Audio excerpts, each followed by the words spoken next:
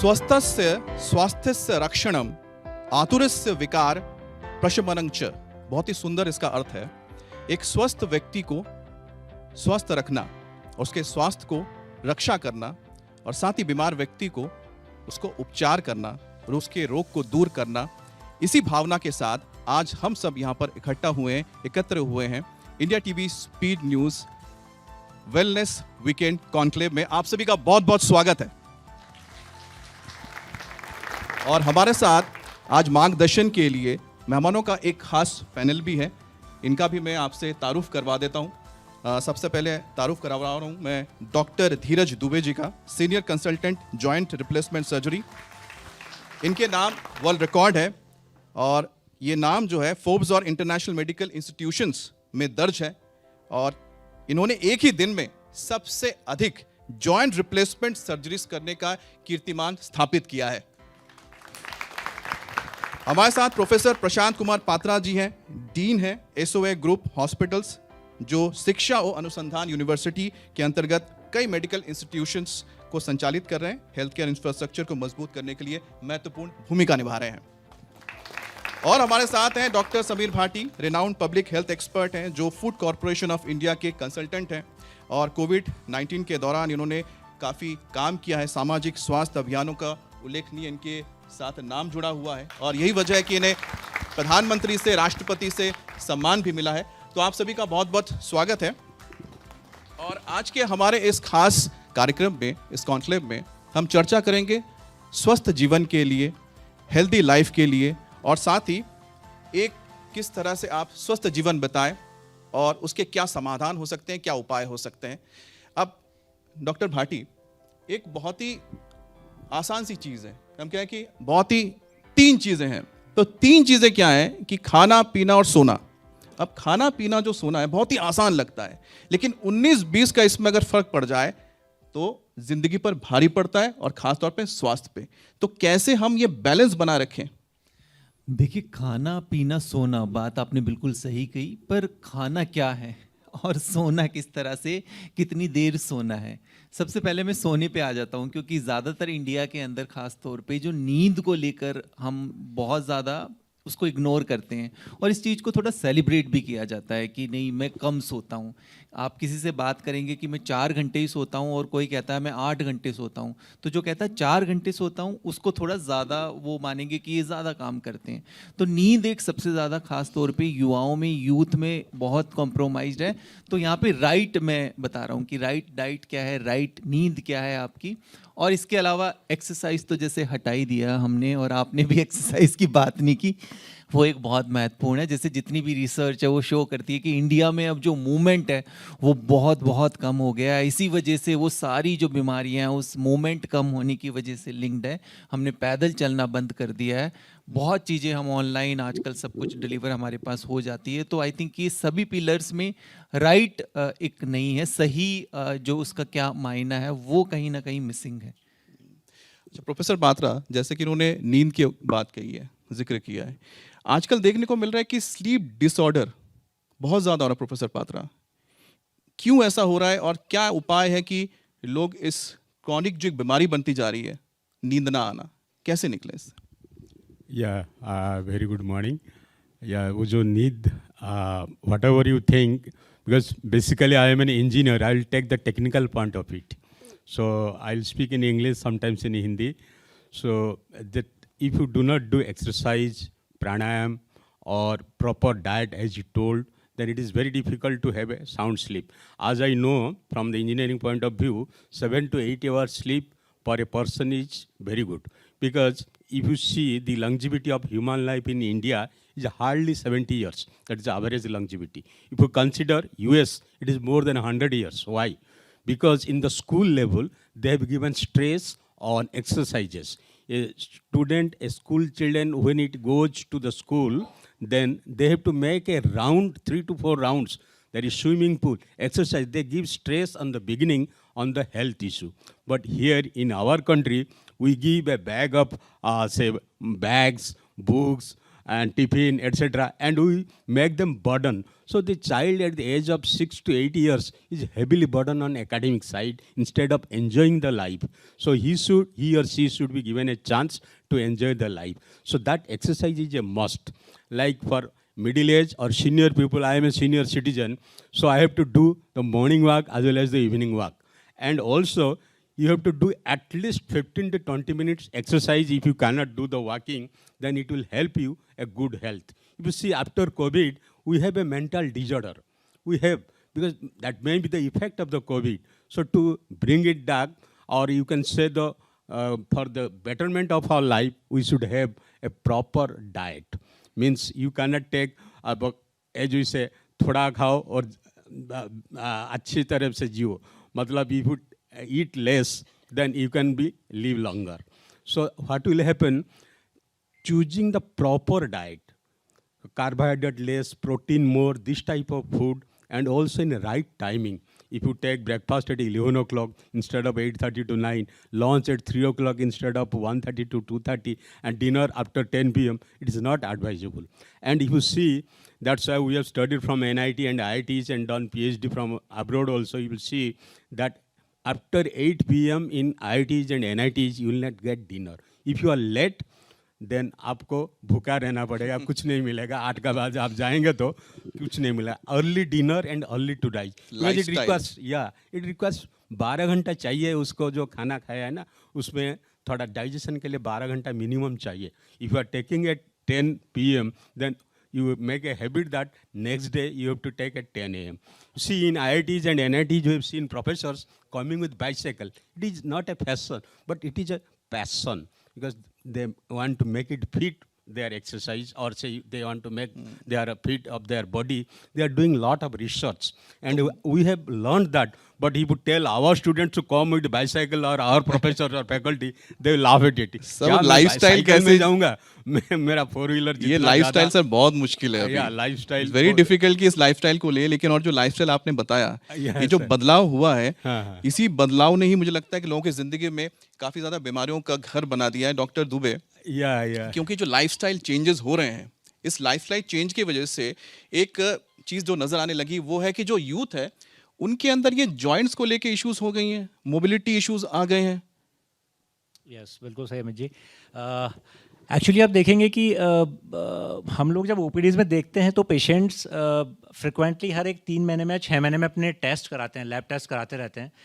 उसमें वो अपने ब्लड के सारे पैरामीटर्स करा लेंगे, बट अपने बोन एंड जॉइंट हेल्थ को मिस कर देते हैं. तो मुझे ऐसा लगता है कि सबसे नेग्लेक्टेड जो एरिया है अपनी बॉडी का, that is bone, joint and muscles, जिसको आप इग्नोर करते हैं. अपने कोलेस्ट्रॉल पे ध्यान देंगे, हीमोग्लोबिन पे ध्यान देंगे, और सारी चीज़ों पे ध्यान देंगे. बट आप ये मानिए सर कि life is movement and movement is life. अगर हड्डियाँ और जोड़ आपका साथ नहीं देंगे तो आप उठ के पानी पीने भी नहीं जा सकेंगे. ठीक है, न्यूट्रिशन तो बात की बात है. सो इस पर ध्यान देना बहुत ज़रूरी है. बहुत बेसिक सी चीज़ें हैं जिसका आप अगर रूटीन में परफॉर्म उनको करेंगे तो आप पता लगा सकते हैं. जैसे विटामिन डी, अगर मैं स्टूडियो में सभी के विटामिन डी टेस्ट कराऊँ तो यकीन मानिए 90% से ज़्यादा लोगों का विटामिन 10 से कम आएगा. And it must be around 50. Vitamin D is very important vitamin. इसके बिना आपकी इम्यूनिटी वीक हो जाएगी, आपका हार्ट ख़राब होगा, आपके जॉइंट्स और हड्डियाँ तो होंगी वो होंगी. So this is very important. Calcium is very important. Again एक रूटीन टेस्ट है BMD, bone mineral density, that is very important, जो आपको करानी चाहिए. अगर आपको प्रॉब्लम है तो just go for x-rays, there is no need of CT और MRI. So these are some basic routine checkups, वो आपको कराने चाहिए. जैसा कि विजय ने पूछा कि युवा यंगस्टर्स में आजकल प्रॉब्लम बहुत ज़्यादा है, मैं आपको बता दूं उसका बहुत बड़ा रीज़न है अगेन लाइफस्टाइल, जो सभी का पीछे बेसिक रीज़न होता है. अभी आप देखेंगे कि ज़्यादातर लोग जो IT सेक्टर्स में हैं या लोग हैं, वो अब उनकी ज़्यादातर जो सिटिंग है वर्क फ्रॉम होम के बाद से वो बैठे बैठे हो गई है. सारा काम बैठ के ही हो रहा है. उस बैठने के चक्कर में वो बैठते तो हैं ही, उनकी मोबिलिटी तो कम हुई गई है, साथ में वो पूरा टाइम गर्दन झुका के भी काम करते हैं अपने लैपटॉप या स्क्रीन पे, वो उनको करना पड़ता है. सो उनको स्पाइन के इश्यूज़ हो गए हैं, उनका ऑस्टियोपोरोसिस उनको हो रहा है. अगेन सब जब ये सब चीज़ें करते हैं तो आप साथ में कॉफ़ी भी खूब सारी लेते रहते हैं. हर आधे घंटे में 1 घंटे में कॉफ़ी का मग भी साथ में चलता है. Caffeine, excessive caffeine is very very very dangerous for your bone and joints.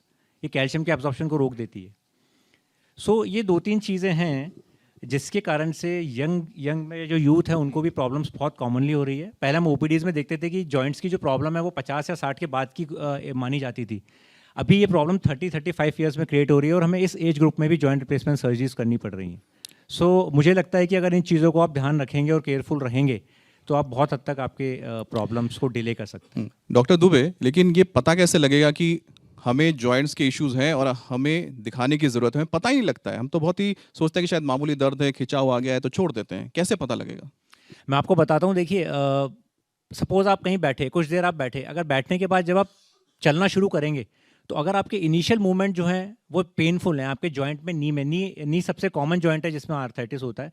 तो अगर आपको ऐसा लग रहा है कि जब मैं उठ के चल रहा हूँ तो मेरे शुरू में जकड़न हो रही है, स्टिफनेस आ रही है, मुझे चलने में इनिशियली जो स्टेप्स है उस पर प्रॉब्लम हो रही है, तो ये आपके आर्थराइटिस की शुरुआत हो सकती है। अगर आप लंबे टाइम तक कहीं बैठे हुए हैं और आपके बैक में पेन होना शुरू हो गया तो ये इससे पता लगेगा कि आपकी बैक की जो मसल्स है और बोन्स है वो वीक हो रही हैं। आप बैठे हैं या सो रहे हैं, आपके हाथ में एक यहाँ से रेडिएटिंग पेन जा रहा है नीचे तक, ऐसा लग रहा है कि मेरे पूरे एक हाथ में पेन आ रहा है या हाथ में सूनापन आ रहा है, तो ये इससे पता लगता है कि हमारी स्पाइन में नर्व कंप्रेशंस हो रहे हैं। सो ये बहुत छोटी छोटी चीज़ें हैं जिनका ये एक इंडिकेशन हो सकती हैं आपके सिम्टम्स की, हाँ अब आपको दिखाने की ज़रूरत है। होता क्या है कि नॉर्मली ये चीज़ें होती है तो हम सिंपल पेन किलर्स लेके इनको अवॉइड कर देते हैं, तो फिर ये उस स्टेज में पहुंच जाती हैं जहाँ पे इनका वापस से आना इरिवर्सिबल हो जाता है। तो यही है कि अगर ऐसे कुछ भी सिम्टम्स आपको आएँ तो आप इमीडिएटली ऑर्थोपेडिक सर्जन के पास जाएँ और अपना कंसल्टेशन कराएँ। तो दैट आप इज़ तो वेरी ये इंपॉर्टेंट। आप तो ये कह रहे हैं कि मोबाइल देखना बंद कर देंगे? मोबाइल में तो आधे टाइम पे वैसे ही रहते हैं, 1 घंटा 2 घंटा पता ही नहीं मोबाइल लगता है। देखिए, बट मोबाइल को ऐसे रखें, आपका जो आप मोबाइल नहीं, इनफैक्ट न्यूज़पेपर भी या बुक भी आप पढ़ते हैं तो वो इस तरह से रहना चाहिए। इट मीन्स आपका जो मोबाइल और आपकी आंखें हैं वो एक ही लेवल पे पैरेलल होनी चाहिए, तभी आप उसको लंबे टाइम तक यूज़ कर सकते हैं। बट ऐसा नहीं होता, हम नॉर्मली इस तरह से करते हैं तो आपको सर्वाइकल की समस्याएं हो सकती है जो बहुत चलिए कॉमन और पोली बहुत करवा डेंजरस है। लेते हैं। अच्छा, यहाँ पर कितने लोग हैं जो सोने से पहले या सोने मतलब बेड पे जाने के बाद रील्स देखते हैं? जरा हाथ उठाइएगा। अच्छा सर आप भी इन्वॉल्व हो गए क्या इनमें? देखिए, सब है। अच्छा, अब सुबह उठने के बाद सबसे पहले कौन अपने सोशल मीडिया पे जाता है? सारे ही जाते हैं। तो सर, ये डॉक्टर भाटी, ये जो स्क्रीन टाइम आप देख रहे हैं, ये स्क्रीन टाइम है लोगों का इतना ज्यादा बढ़ गया है कि जीवन में लोग अब एडिक्टेड हो गए हैं स्क्रीन के बिना। और इसका आपकी जिंदगी पर क्या असर पड़ता है, आपके स्वास्थ्य पे क्या असर पड़ रहा है, नेगेटिव क्या असर है इसका? देखिए, जो अभी हम बात कर भी रहे थे कि इंडिया में स्लीप डिप्रीवेशन बहुत ज़्यादा, और अभी थोड़े दिन पहले एक और हम प्रोग्राम कर रहे थे जिसमें ये था कि इंडिया में जो लोग सोते हैं तो इतना ज़्यादा इंटरप्शन क्यों होता है नींद में। तो उसमें सबसे बड़ा कारण तो मोबाइल ही था कि स्क्रीन। अब स्क्रीन में होता क्या है, देखिए आप सो रहे हैं जिस समय, हम एक तो क्वालिटी ऑफ स्लीप की बात करते हैं, क्वांटिटी ऑफ स्लीप की बात करते हैं। सबसे पहले हमें ये जानना ज़रूरी है कि जो नींद है वो बॉडी में हेड से लेके टो तक बॉडी के हर एक ऑर्गन को अफेक्ट करती है। आप कितनी भी अच्छी डाइट ले लीजिए, आप कितनी भी एक्सरसाइज कर लीजिए, आप कितने भी सप्लीमेंट ले लीजिए, पर अगर आपकी नींद ठीक नहीं है तो उसका कोई यूज़ होगा ही नहीं। काफ़ी बार लोग आते हैं कि मैं बहुत एक्सरसाइज करता हूँ, सब कुछ करता हूँ, डाइटिंग भी करता हूँ, पर बॉडी में कोई इफेक्ट ही नहीं आ रहा। आपकी नींद ठीक नहीं है, आपका गट हेल्थ इश्यूज है, पेट ठीक नहीं रहता लोगों का, तो नींद करेक्ट करनी है। मेंटल हेल्थ इश्यूज के पीछे जितने भी रीज़न होते हैं वो भी सबसे पहले स्लीप। कोई कहता है कि नहीं मुझे बहुत ज़्यादा मेरी मेंटल हेल्थ ठीक नहीं है, तो सबसे पहले कहेंगे कि आप अपनी नींद को फिक्स करो। अब नींद जब से मोबाइल का इस्तेमाल ज़्यादा होने लगा है, देखिए दो समय, रात को जब हम सोते हैं, क्योंकि अभी आपने स्पेसिफिक पूछा है कि रात को और सुबह, रात को जिस समय हम सो रहे हैं, सोने के लिए तैयारी कर रहे हैं अपनी, तो हमारा एक हार्मोन होता है जो हमारी नींद के लिए रिस्पॉन्सिबल होता है, जिसको मेलाटोनिन कहते हैं। तो आपने जैसे ही स्क्रीन लिया अपने मोबाइल पे, देखा, और फिर आपके ब्रेन को सिग्नल जाएगा कि अभी दिन हुआ है, रात नहीं हुई है, और वो मेलाटोनिन डिसरप्शन होगा, क्योंकि उसका एक समय होता है, वो 6-7 बजे से रिलीज होता है और रात को 12 बजे तक।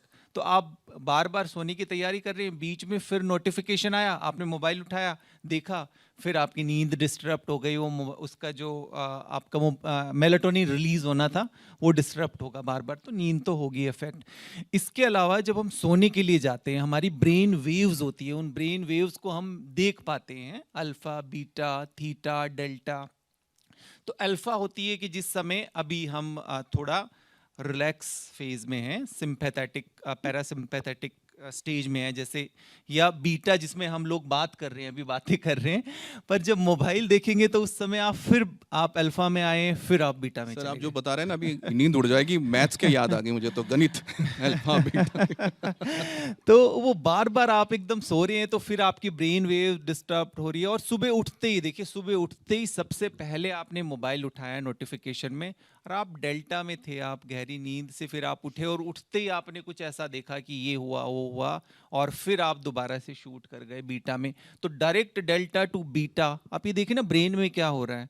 तो ये सब चीज़ें जो है अंदर, ये सब इस तरह के चेंजेस आते हैं। इसी वजह से आप खुद देख लीजिए कि सुबह उठते टाइम हमें लगेगा कि रिफ्रेशिंग स्लीप नहीं है, चलो थोड़ा सा कॉफ़ी पी के अपने आप को उठाएं, ज़बरदस्ती उठाना पड़ता है कितना भी सो लें, तो वो बहुत ज़्यादा इंपॉर्टेंट है। 2 टाइम का पहले आपको ध्यान रखना है कि सुबह उठते ही कुछ और दूसरी 1-2 आपके रिचुअल्स कर लो, आप पानी पी लो, ब्रीदिंग एक्सरसाइज कर लो, कुछ कर लो, उसके बाद देखो एकदम से आप तेजी से नीचे अच्छी एकदम नींद नहीं होगी तो फिर तो मेंटल हेल्थ, अब प्रेशर भी तो लोगों के पास बहुत ज़्यादा है ना।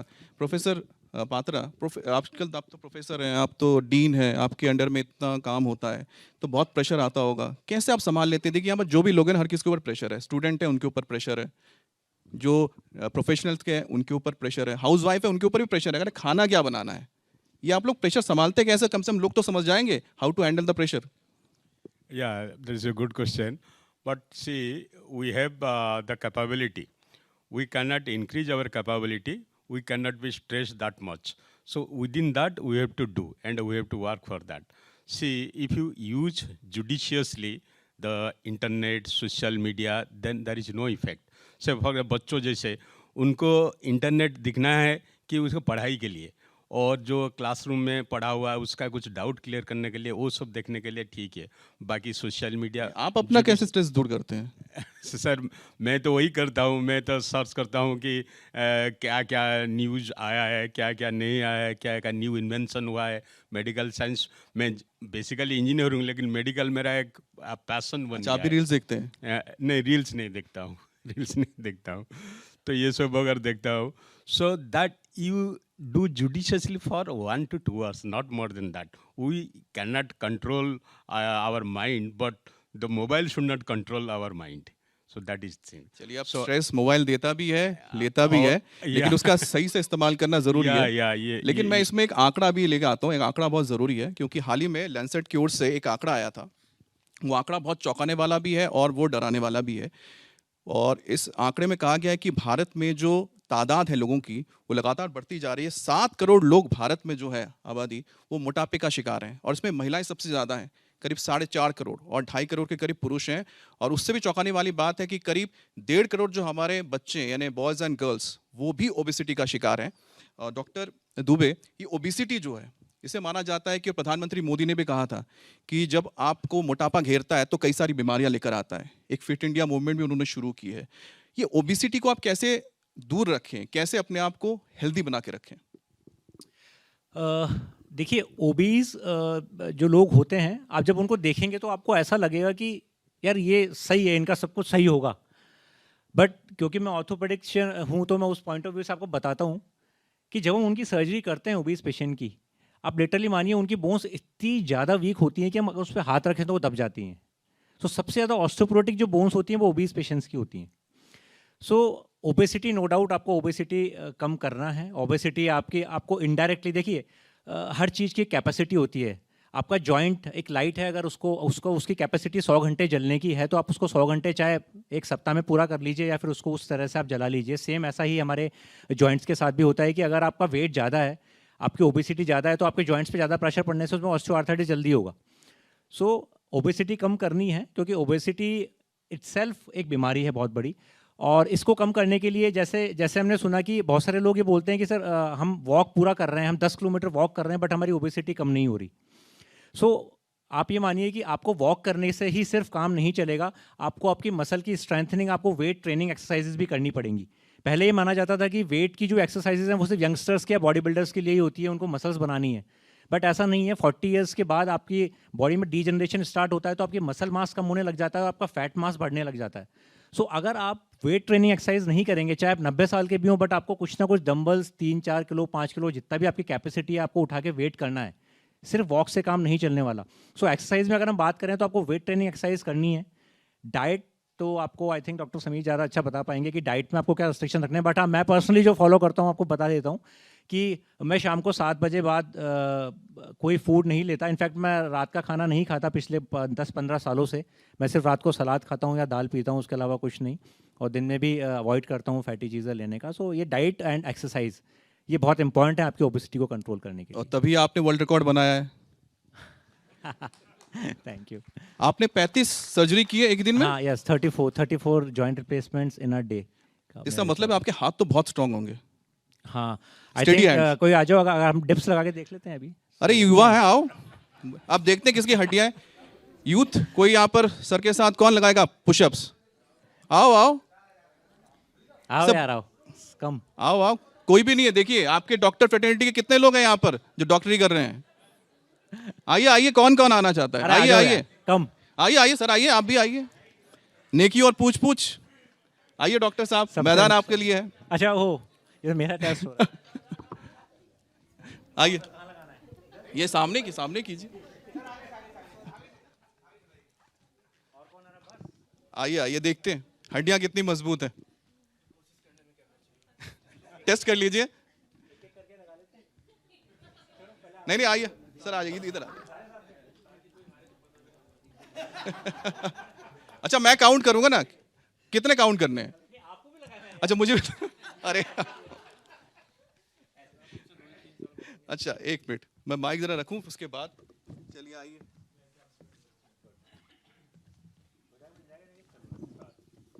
अब एक हाथ से मैं कर नहीं सकता, माइक को मुझे नीचे रखना पड़ेगा। Okay start. हाँ, 1 2 3 4 5 6 7 8 9 10। वाह, कंटिन्यू। 10, क्या बात है, 20 हो गए सर। काउंट कर रहा है कोई? 24 25 26 27 28 29 30। बस सर। सर आपके पेशेंट बढ़ जाएंगे, पता लगे 1-2 की हड्डी चटक गई यहाँ पर। चलिए तालियों के साथ अभिनंदन कीजिए। थैंक यू आप सभी का। धीरे धीरे जाइएगा।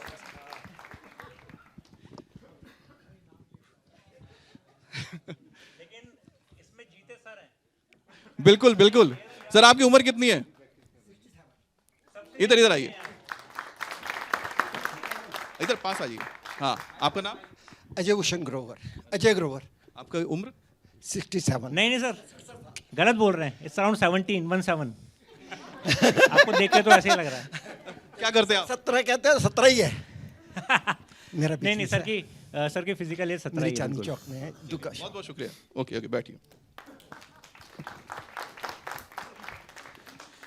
तो मुझे लगता है कि टेस्ट तो हो गया, ठीक है, और आपने बता भी दिया कि हड्डियां कैसे मजबूत रखनी चाहिए। श्योर, बिल्कुल बहुत ज़रूरी है। ये बहुत ज़रूरी एक्सरसाइज है जो आप बिना किसी डंबल या रॉड के कर सकते हैं। आपकी खुद की बॉडी का वेट अगर अपने मसल्स पे डालेंगे, मोस्ट इम्पॉर्टेंट।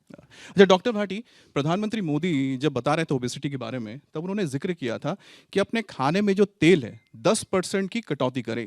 ये 9% नहीं, 11% नहीं, 10% क्यों? बिल्कुल। देखिए जो मोदी जी ने बोला है उसको हमें थोड़ा उस तरह से अंडरस्टैंड करने की ज़रूरत है। और जैसा ओबेसिटी की बात कर रहे थे, अभी सर ने भी बताया, ओबेसिटी भारत में जो अभी चुनौती है ओबेसिटी को लेके, मोटापे को लेकर, वो है ज़्यादा। एक तो एब्डोमिनल ओबेसिटी, और दूसरा कई बार हम ये भी बात करते हैं कि भाई आप तो दिखने में फिट हो, पतले लोग होंगे उनको कहेंगे कि आप फिट हो, पर समझना ज़रूरी है कि हमारी बॉडी में फैट परसेंटेज कितना है। अभी जैसे डॉक्टर साहब ने भी बताया कि टेस्ट के ज़रिए ये जान लेते हैं कि आपकी बॉडी में फैट परसेंटेज कितना है।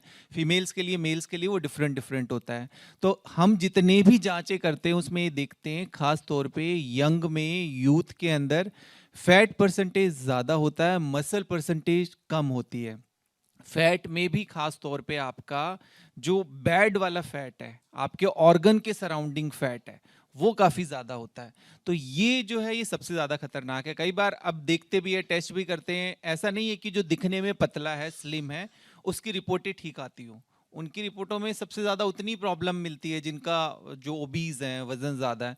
तो इस वजह से इंडिया भी एक एंडेमिक बन चुका है, जो ख़ास तौर पे वज़न ज़्यादा होने का। और सेम वज़न ज़्यादा है, आप ओबीज हैं, तो वो भी बॉडी के हेड से लेके टो तक हर एक ऑर्गन को अफेक्ट करता है। और जैसा मोदी जी ने बताया वो 10% फैट कम करने की, ओवरऑल हम इंडिया की ट्रेडिशनल डाइट की बात करें तो उसमें 3 चीज़ें बहुत ज़्यादा इस्तेमाल करते हैं, जिसमें कार्बोहाइड्रेट हो गया, फैट हो गया, या फिर शुगर का जैसा हम बात करें इस्तेमाल करते हैं। तो ये सभी कारण बनता है आपके कई तरह के मेटाबॉलिक डिजीज। मेटाबॉलिक डिजीज क्या होती है? एक समूह होता है बीमारियों का, जिसमें डायबिटीज हो गया, हाइपरटेंशन हो गया, फैटी लीवर हो गया। फैटी लीवर को लेकर अभी ILBS ने एक स्टडी की थी दिल्ली NCR में। ऑलमोस्ट सभी लोगों को फैटी लीवर मिलता है और उस सब चीज़ों को हम इग्नोर करते हैं। तो इस वजह से वो उन्होंने फैट के बारे में बात की, पर कहीं से शुरुआत तो करें, पहले हम कम करना शुरू करें। और भारत में कई बार सेलिब्रेशन के नाम पे हर चीज़ में हम कहते हैं ट्रेडिशनल डाइट घर का खाओ, पर घर में भी अगर हम बात करते हैं तो छोले भटूरे, समोसे, पकोड़े, ये सब चीज़ें बहुत ज़्यादा। तो ओवरऑल हमारा ऑयल का कंजप्शन बहुत बोल रहे ज़्यादा है। हैं तो कि धीरे ऑयल धीरे कंजम्पशन का जिक्र करते हैं। डॉक्टर दुबे ये बताते हैं कि अगर आपको जॉइंट्स अच्छा रखना है तो उसमें काफ़ी कोलेस्ट्रॉल खाना चाहिए, खाने की मात्रा होनी चाहिए, जैसे कि घी, कहते हैं कि उससे घुटने अच्छे रहते हैं। ये जॉइंट्स को कैसे हेल्दी रखें, क्या खाना चाहिए? देखिए, ऐसा नहीं है कि आप कोलेस्ट्रॉल या घी खाएंगे तो वो ऐसा ऐसा मिथ है कि आप घी खाएंगे तो जोड़ों में चिकनाहट देगा, क्योंकि घी कभी जॉइंट के अंदर नहीं जाएगा जो आप पेट में खाएंगे उसको। तो ये मिथ है बहुत बड़ा, ऐसा सही नहीं है। हर चीज़ की एक लिमिट होती है। कोलेस्ट्रॉल भी आप डाइट में आपके होता है, आपका इंटरनल कोलेस्ट्रॉल भी फॉर्मेशन होता है, बट वो एक लिमिट में वो चीज़ें होनी चाहिए। बट जैसा इन्होंने पूछा कि डाइट क्या हम लें, तो अभी मैं देख रहा हूँ कि ज़्यादातर जो रील्स आप देखते होंगे सोशल मीडिया पे, रील्स या वीडियोस, कई तो एक्सपर्ट डॉक्टर्स होते हैं जो आप को दिखाते हैं, बट कई लोग ऐसे भी हैं जो जो उस फील्ड से जुड़े हुए नहीं है, बट वो आपको नॉलेज देते हैं। सो दिस इज़ रॉन्ग इन्फॉर्मेशन। उसको सुन के बहुत सारे लोग ऐसी डाइट फॉलो करने लग जाते हैं जो आपके लिए सही नहीं है। एक डाइट सभी लोगों के लिए सही कैसे हो सकती है? Is it possible?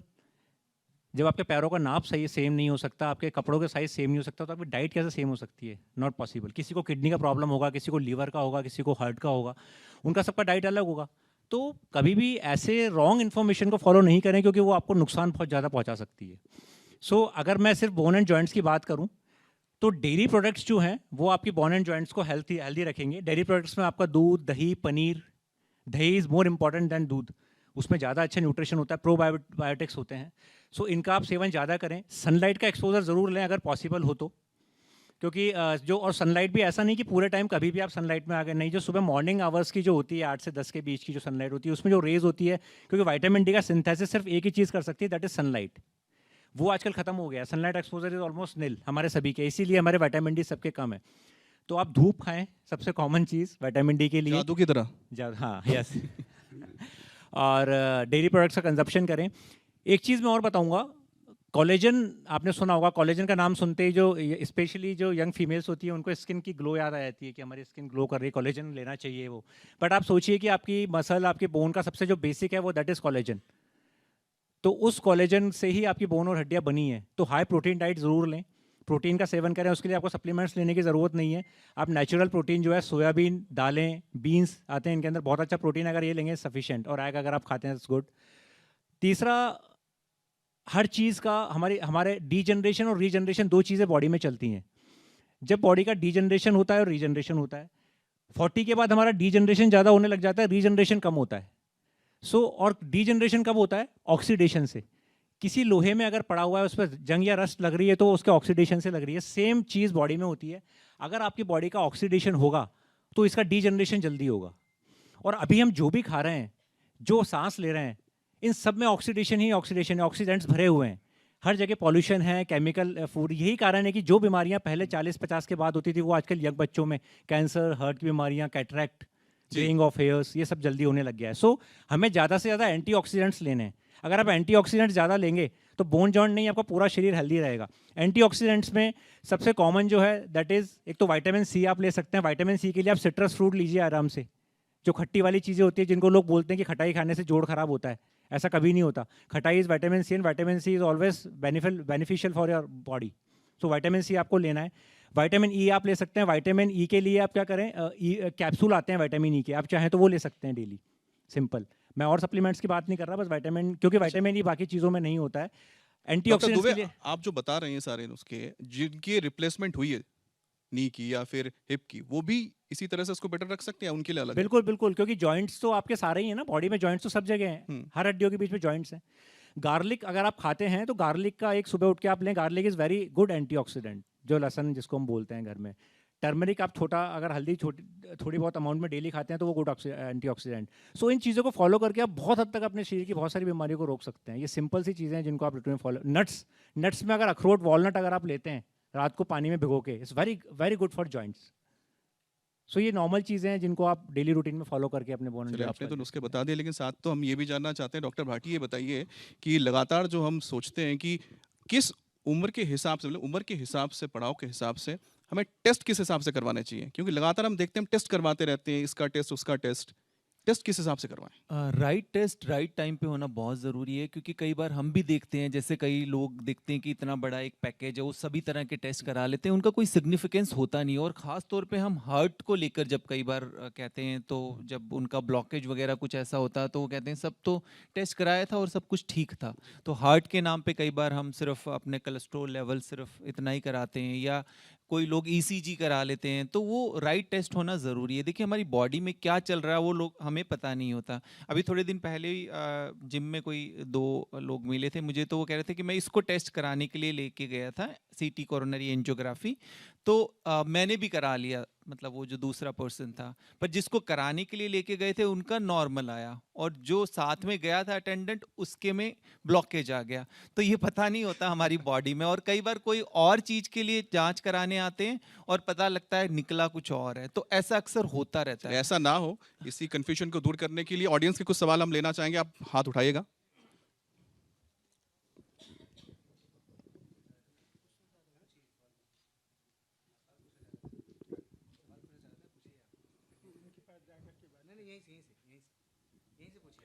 अच्छा, कोई और पूछ ले। आप कुछ पूछना चाह रहे थे शायद, शुरू में आपने बोला था आप कुछ पूछना चाह रहे थे सवाल। हाँ, पूछिए सर। वहीं से सर यहीं से पूछ लीजिए। यहाँ इस जगह ये जो हड्डी है, यहाँ और यहाँ मुझे पेन रहता है। मैं ठीक है, आप बैठ जाइए। Strictly vegetarian. और अभी जिन्होंने बताया था, सोते समय मैं पढ़ता तो नहीं हूँ लेटेस्ट हुए, लेकिन मोबाइल ज़रूर देखता हूँ। अब उसे पढ़ना मानेंगे आप, क्या मानेंगे? ये नहीं, ये ज़रूरी नहीं है सर, ये उसके कारण हो, क्योंकि जैसे जैसे हमारी एज बढ़ती है, हमारी हर जॉइंट्स में डीजनरेशन होना शुरू हो जाता है। I'm 88 years। सर, आपने सारे यंग लोगों को बुलाया क्या आज? ठीक है, अगला सवाल ले लें। सो ये एज रिलेटेड डीजनरेशन है जो आपकी बैक में हो रखा है। इसके लिए आपको कुछ नहीं करना सर, आपको कुछ बैक की एक्सरसाइजेज करनी है। आपको एक्सरसाइजेज, आपको एक बार फिजियोथेरेपिस्ट के पास जाना चाहिए, आपके ऑर्थोपेडिक सर्जन से, वो आपको कुछ एक्सरसाइज बताएंगे। आपको मेडिसिन की ज़रूरत नहीं है, आप सिंपल सी कुछ एक्सरसाइज बैक के लिए करके इस चीज़ को ख़त्म कर सकते हैं 101%। सो आप रेगुलर वे में एक्सरसाइज करिए। नहीं सर, देखिए, फिर मैं एक्सरसाइज पे एक बार आऊँगा। हर तरह की एक्सरसाइज हर आदमी के लिए सही नहीं होती। हो सकता है कोई आप ऐसी एक्सरसाइज कर रहे हो जो आपके बैक को ज़्यादा स्ट्रेस दे रही हो, तो आपको बैक के लिए स्पेसिफिक एक्सरसाइज करनी है। बहुत सारी एक्सरसाइज, कुछ लोग पैर उठा के सीधा, जैसे वो करते हैं ना, पैर सीधा ऊपर उठाना, वो कमर के लिए बहुत नुकसानदायक होती है।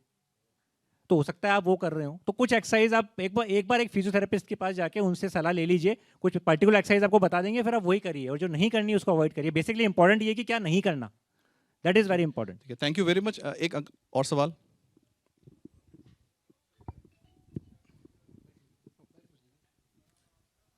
Okay, so my question is related to heart health because उसके बारे में बात कर रहे थे. Sir, it's open to anyone from the panelist. I'm studying psychology. I'm in master's clinical psychology. तो हम stress के बारे में बहुत जोर देते हैं. तो stress और heart disease का काफ़ी अच्छा डायरेक्ट रिलेशन निकलता है. तो सर, आजकल सभी स्ट्रेस हैं. So how can we work to minimize stress so that heart health बनी रहे? कौन जना था? सो उसमें एक सिंपल सा फॉर्मूला है। सबसे पहले आप मूवमेंट के ऊपर ध्यान दीजिए, जैसे डॉक्टर साहब ने भी बताया। तो लाइफस्टाइल में जितना हम मूव कर पाएँ, कैसे भी, मूवमेंट बहुत ज़रूरी है। ओवरऑल बॉडी का कोई भी ऐसा ऑर्गन नहीं है जिसके लिए ज़रूरी नहीं है, फर्स्ट थिंग। सेकंड, थोड़ा सा आपको ऑक्सीडेशन पे भी ध्यान देना है, जैसे आप ब्रीदिंग एक्सरसाइज वगैरह वो करिए, क्योंकि उससे आपका जो दूसरा पार्ट है स्ट्रेस वाला, जो मूवमेंट के साथ मेडिटेशन भी जोड़ दीजिए, मूवमेंट भी रखिए, और साथ के साथ आप ब्रीदिंग एक्सरसाइज वगैरह ये भी करिए, क्योंकि ये आपके लिए बिल्कुल ठीक है।